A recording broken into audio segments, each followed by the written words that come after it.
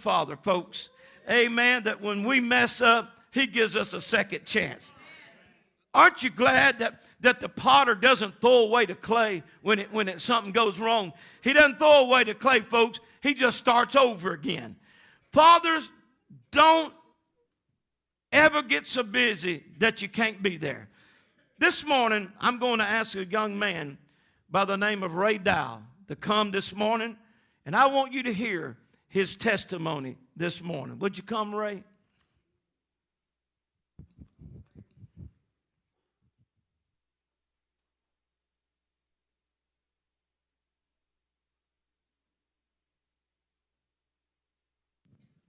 Number one.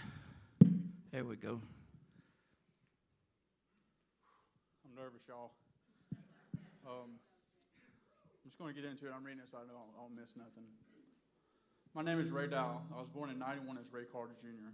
I have an older sister named Nikki, an older brother named Jesse, and 2 years later after I was born, my younger sister Johanna was born.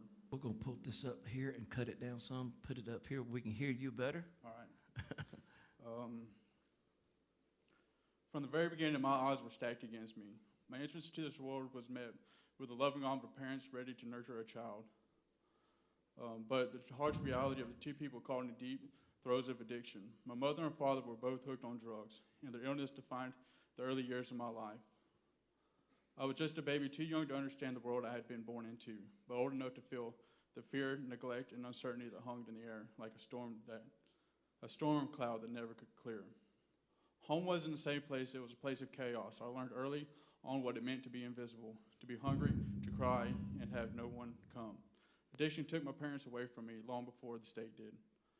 They were physically present, but emotionally vacant, their life buried beneath their need for next high. By the time I was old enough to speak, I had already seen more than any child should. In 93, the state intervened.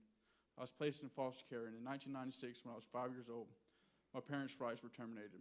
I became a ward of the state, a child with no anchor. That moment, though, I didn't fully understand it at the time. It was the beginning of a long journey through the system. And it was a journey of healing. It was one of survival. But I had my siblings, even though we were separated and lived in different homes. From that point on, I was moved from home to home. Every few months, a new place, new people, new rules. I learned to live out a small bag. I learned not to get too close. I learned to adapt quickly and quietly, because asking questions or standing out meant trouble. I was passed from one foster home to another like luggage nobody wanted to claim. I never stayed anywhere long enough to feel safe, let alone loved. Not all the homes were bad. A few of them tried, but far too many of them were filled with people who saw foster children as paychecks or punching bags. Abuse became a figure part of my life. Physical abuse, emotional abuse, manipulation, and even sexual abuse. At a young age, I began to carry a burden that most adults never face. I didn't know what love was, but I knew what pain felt like. I knew what it was like to flinch at a raised voice, a heavy step. I knew how to make myself small, to disappear. Despite all that, a part of me held on to hope. I dreamed of a family that would want me, someone who would come to choose me and keep choosing me every day. The dream came reality, so I thought. When I was adopted by a single man in 2001, I was 10 years old, and desperate for a home. At first, it seemed like a new beginning. He said all the right things. He smiled at me like he meant it. For the first time in years, I unpacked my bags and let my guard down. But it was a mistake. After 2 months of living there, I got a letter from Nikki saying that now that we've been adopted, we aren't family anymore. We aren't family or friends anymore. To never write or to call me again, because she isn't my sister. And I wouldn't get a response. For the next 4 years, I lived in another kind of hell. From adoptive fathers subjected me to sexual, physical, and psychological abuse. The same man who had promised to protect me was the one who hurt me the most. He stripped me away the last pieces of innocence I had. He made me feel worthless, dirty, broken, and beyond repair. I carried that shame with me every day, feeling like no one would believe me, so I didn't say nothing. Eventually, I couldn't take it anymore. I told someone at school what was happening. Saying the words out loud was terrifying. I was afraid of not being believed, afraid of what might happen next. But someone listened, the school reported it, and I was removed from the home. Not long after, I found out that he had taken his own life. The news of his suicide didn't bring relief. It brought confusion, guilt, even a strange sense of responsibility. I was only a child, but I felt like I had caused it. I carried the guilt in silence for years, unable to untangle it from all my pain I had locked away inside.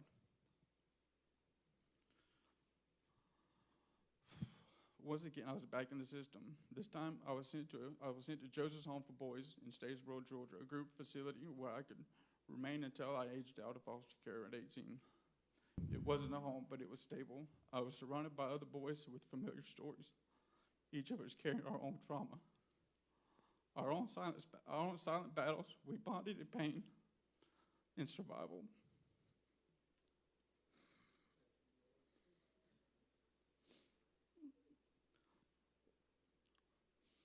There was kind of an unspoken brotherhood there.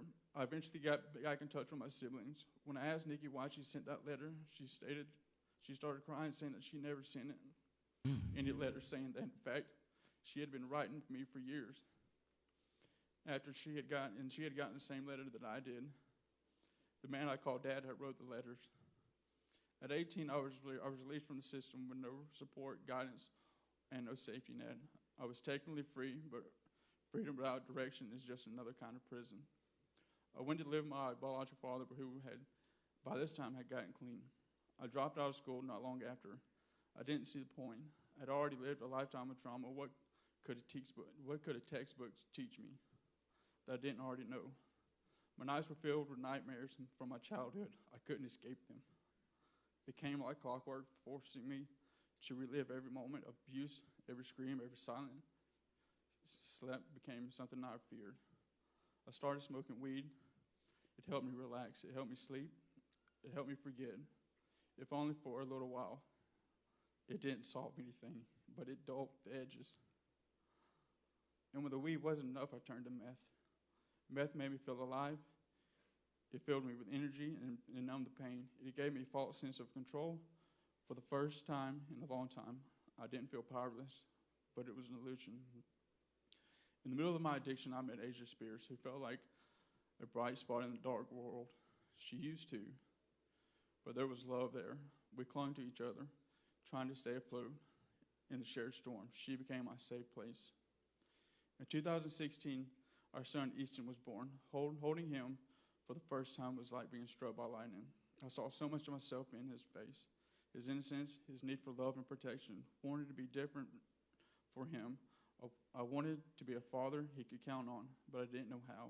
I was still drowning in addiction, still carrying the weight of everything I'd ever dealt with. In March of 2020, I got the news that Nikki had been in a fatal accident. I'd never been taught the coping skills, so it sent me further into addiction until I couldn't even recognize who I was looking at in the mirror. Then in 2021, our daughter Cheyenne was born. Two beautiful souls who deserve the world. I couldn't give it to them. My addiction still ruled my life. I wanted to be a good father, but I couldn't even take care of myself. The guilt grew heavier every day. Eventually, I was arrested on a drug charge. Joe was a cold wake-up call. I hit rock bottom, had nothing, no freedom, no direction, no hope. But that low point became the foundation of something new. The court sentenced me to drug court, and it opened the door to. I was there for 12 months, but then I got sentenced to 12 months, but I stayed there for 18 months. I graduated over there for now. I've been in this program now for almost 12 months. It was in Dublin. Rehab broke me open. For the first time, I was forced to face myself. No drugs, no running, no excuses. I cried, I screamed, broke down. But in that breaking, I began to heal. I learned how to feel again. I learned how to sit with my emotions instead of burying them. While in Dublin one night, I got my Bible and went to the bathroom and said, Lord, I want to turn to you, but I have so much fear from people hurting me and leaving me. I opened my Bible randomly, and the first verse I seen was Psalms 34:4. As I sought the Lord, he answered and delivered me from all my fears. The tears automatically started flooding down my face as I prayed, please, Lord, taught to me. I dropped my Bible on the floor. When I went to pick it up, the next verse I saw was, "The Lord is the one who will go before you. He will be with you. He will not leave you or abandon you. Do not be afraid or discouraged." Deuteronomy 31:8. Today I live in gratitude. I'm grateful for every hard lesson, every moment of pain, because it led me here. I'm grateful for my children who give me purpose. With that, I have 2.5 years off of everything. My name is Dyal.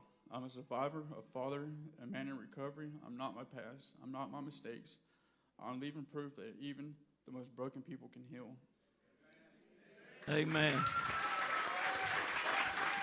Amen.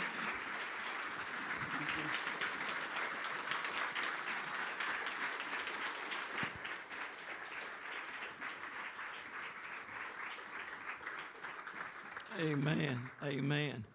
Amen. There's a lot of rays out there. But this is a church where it's okay not to be okay. Amen. Amen. Amen.